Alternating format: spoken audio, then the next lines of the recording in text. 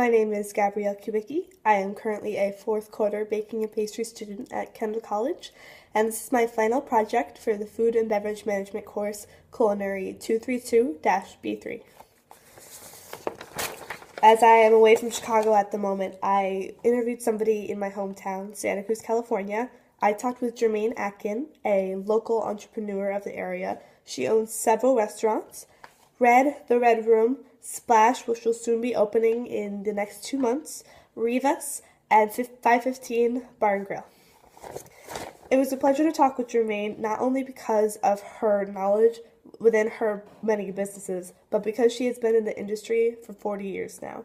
She began at the age of 21, opening her first restaurant in downtown Santa Cruz and losing it to the earthquake of 1989. Now that was Jermaine's first wake-up call as to how to pick up and restart when disruption happens to one of her businesses, and she stressed to me how important it is to be able to pick up like that, or on a day where somebody doesn't show up to work, to be able to compensate for that. That is a really strong management quality to have, and something that she takes a lot of pride in herself.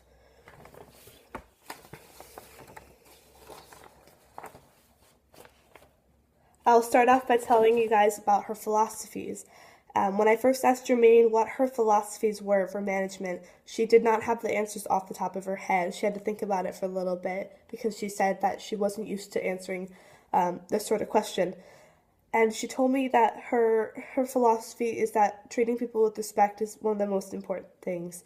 She would never intentionally yell or demean her employees, and she thinks that it's very important that there is a good balance between them and herself, as she is at the top of her business hierarchy. And she thinks it's important to be aloof as the higher up, but to also be kind.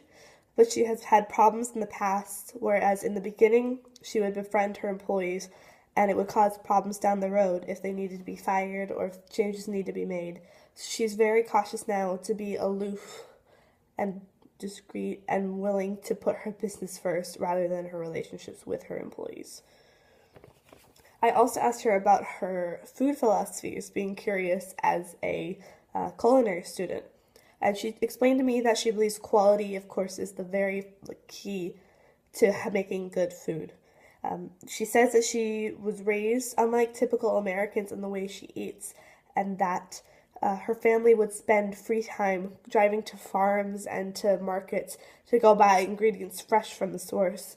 She spent a lot of time in her grandmother's bed and breakfast and at her father's golf course restaurant as a child, and that shaped a lot of who she is today and why food is such a big part of her life, as she studied microbiology in college and kind of switched routes directly after that.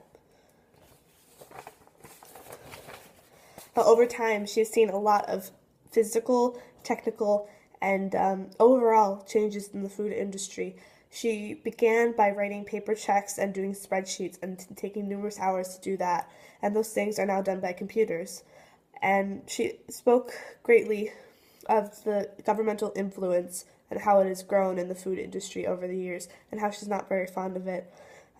What used to be needed for a restaurant in terms of liquor licenses was a state license, while it's now a state along with a city license, and multiple fees are needed to accomplish those things.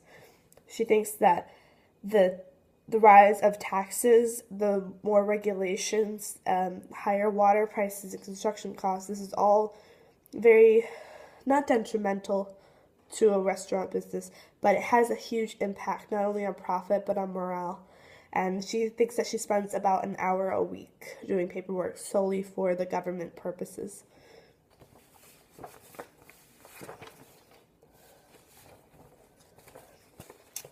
Now, Jermaine's job herself is owner, so she has an office in downtown Santa Cruz and goes to her restaurants and businesses as needed. She has the privilege of being able to be the visionary for these restaurants and projects, but to also hire and fire and have all, creative control and, get the process rolling when she decides she wants to work on something. So she has a lot of visionary and creative ability to be able to do that, and also does a lot of finances and on the higher end. So she manages people in the higher end. So, for instance, a server at one of her restaurants, she's not very close with, but the managers of them, she gets to know very well. She manages them, she oversees them, and she deals with all the